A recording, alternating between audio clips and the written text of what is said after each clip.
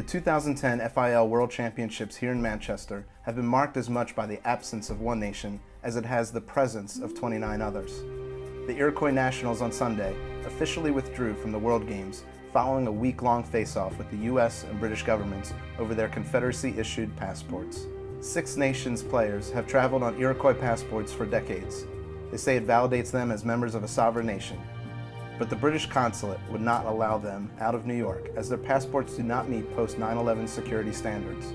Mark Burnham was the Iroquois team captain in 5 previous World Championships. You work 4 years to get to this point, and then all that work's for nothing. And you know, it's unfortunate that politics was involved in something that should be the farthest thing from a game. Burnham is part of the Iroquois contingent that arrived in Manchester before the players' passport holdup, along with assistant coach Bob Leary.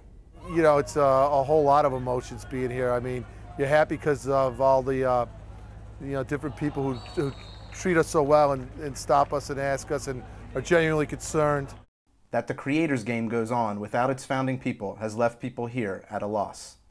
I just feel bad for the guys that have given up so much time and sacrificed themselves and made it out to, I'm sure, a ton of practices and training camps just like ourselves to be, you know, in the right frame of mind and the right shape to come over to the World Championships and compete, and I feel bad for them. I feel terrible for the Iroquois because I know how hard they work to get that independent status, and you know, it's just another black eye in the history of how they've been denied opportunities. And in the 21st century, you wouldn't expect something like this to continue to happen. You know, I hope they come back again. It's their game. We're playing their game, and our politics denied them from participating in their game. It was just terrible. Where one door closes, however, another opens. Jack Cayley was in the middle of a shower the night before the games when opportunity knocked. The FIL wanted to bump Germany, a lacrosse nation on the rise, to the top flight in place of the Iroquois. He posed the question to his players. You could hear by their roar, okay, that it was a yes, an overwhelming yes, and it's the experience of a lifetime. Young German players like 18-year-old goalkeeper Philipp Maas are now up against the likes of Paul Rabel and other U.S. national team stars.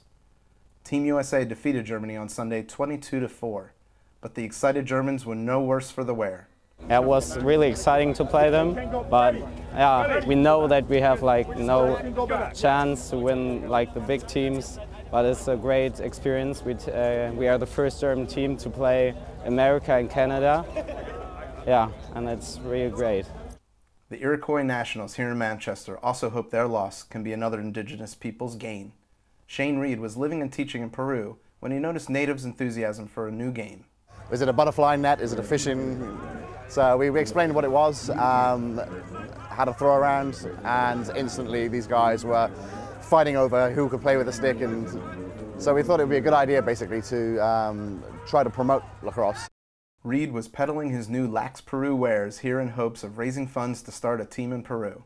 In a traditional ceremony, the Iroquois delegation donated exclusive team apparel to be raffled off for such grassroots efforts to spread their game. Said they'd love to help out in any way they can, create some good karma for back home and their guys, and he obviously donated the stuff for a raffle. So it's a tremendous honor and responsibility to represent Oran Lions and all the great players we have and everything. So we just want to do something good, make good happen out of the sadness. We wanted to grow something better and make the game better. And it's a creator's game, you know, and it's a friendly game, and we try to, you know, instill that in the people and make it part of our culture as well as somebody else's, and try to spread the game to all nations.